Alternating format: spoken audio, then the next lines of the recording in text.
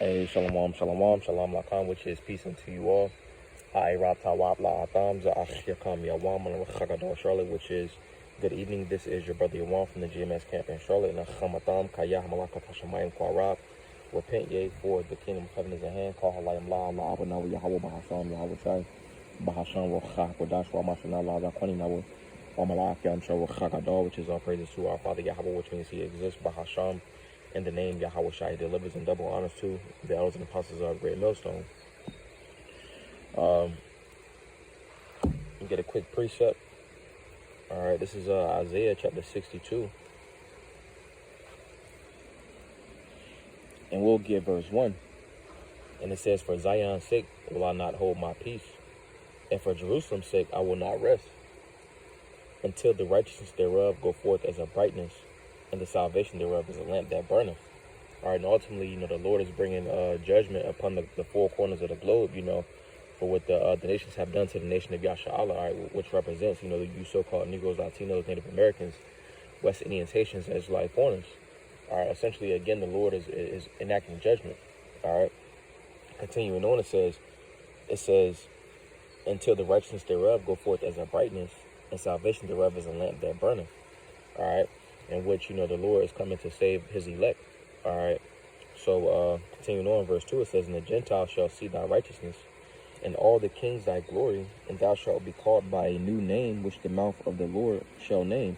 All right, and which that word new goes into chadash, which means to be restored, to be renewed, because when you look at the word chadash, ultimately it goes into, it's also the word for the new moon. All right, and with the new moon, it has with the new moon, it ultimately has it changes into other phases. All right, so it essentially represents something being restored or being renewed. So that's why it's related to something being repaired or to be restored. But that new name, all right, goes into the restoration. All right, because I'm gonna get this real fast, because right now, because we're in captivity, all right, we're called by different names. All right, let's get some examples of that.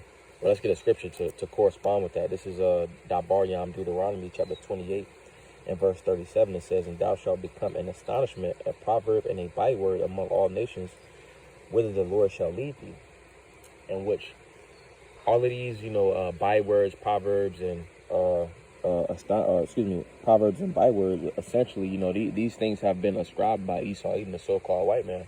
All right, in which he has the other nations feeling as if, even though they haven't even had an interaction, with Jake, they feel as if they already know Jake. They feel as if Jake is what is, what they see on TV, in which that's not a correct representation. You see, because that's essentially how Esau has made it. All right, and the other nations essentially subscribe to that. All right, via this truth. Essentially the elect is able to arise and depart, all right, from those different vibrations that Esau has put upon our people, all right, because when someone subscribes to, all right, Black, Native American, Hispanic, Latino, and the different exonyms that Esau has given to us, essentially that comes with some type of culture and some type of negative vibration. All right, when you look at nigga culture, all right, you think about, rap music, drugs, violence, Same thing when you think about so-called Mexicans. All right, the cartel, drugs, okay, violence. All right, and just everything that comes with those different names. All right, and it's much more. You see, but again, going into those proverbs and bywords. All right, essentially Esau has created those. All right, they had the movie. They cloned Tyrone, and it showed that essentially Esau has genetically modified organisms, so to speak. All right, with our nation, you see, because essentially, I'm gonna get this too. All right, just to go into that point, this is Psalms chapter 50. This is Psalms 50, and we'll get verse 16 or verse 21. It says, "These things hast thou done, and I kept silence. Thou thoughtest that I was altogether such as one as thyself. But I will reprove thee and set them in order before thine eyes." All right, and actually it was verse 20. It says, "Thou sittest and speakest against thy brother, thou slanderest thine own mother's son. And when you go into that word for slander, all right, that word was nathan, and it said to set, to place, and it also said to set and to place snares. You see, so essentially those different words, all right, those are snares upon our people, all right, because again they come with some type of vibration, and Jake essentially subscribes to the heritage that Esau has given them over, you know, what the Lord has given us. All right. So continuing on, because again, you know, the Lord is restoring the nation. All right. That's why I said in verse 21, it says, "These things hast thou done," talking about Esau, even the so-called white man, "and I kept silence. Thou thoughtest that I was altogether such as one as thyself, but I will reprove thee and set them in order before thine eyes." And again, that starts with this truth. All right. Because essentially, you know, we're able to arise and depart. All right. I'm going to get this real fast, just going into that point. This is Isaiah chapter 52. All right, and we'll get verse 1. It says, "Awake, awake, put on thy strength, O Zion. Put on thy beautiful garments, O Jerusalem, the holy city. For henceforth there shall no more come into thee the uncircumcised and the unclean." All right, so essentially we're able to put on these beautiful garments. All right, pursuant to Bon Sirach, also Ecclesiasticus chapter 27. All right, goes, I think it's verse 8. But it talks about, you know, if we follow righteousness, we shall obtain her and put her on as a long, glorious robe. All right, so, you know, this truth, it beautifies us. It makes us glorious, all right, because essentially, you know, we're worshiping our power, Yahweh Bahasham, Yahweh Shai, all right. When Jake is essentially following these false ideologies, it's no power in that. It's no strength in that. That's why I said, "Awake, awake, put on thy strength, O Zion, put on thy beautiful garments, O Jerusalem, the holy city. For henceforth there shall no more come into thee the uncircumcised and the unclean." Hey. In the kingdom, you know, we're going to be perfect.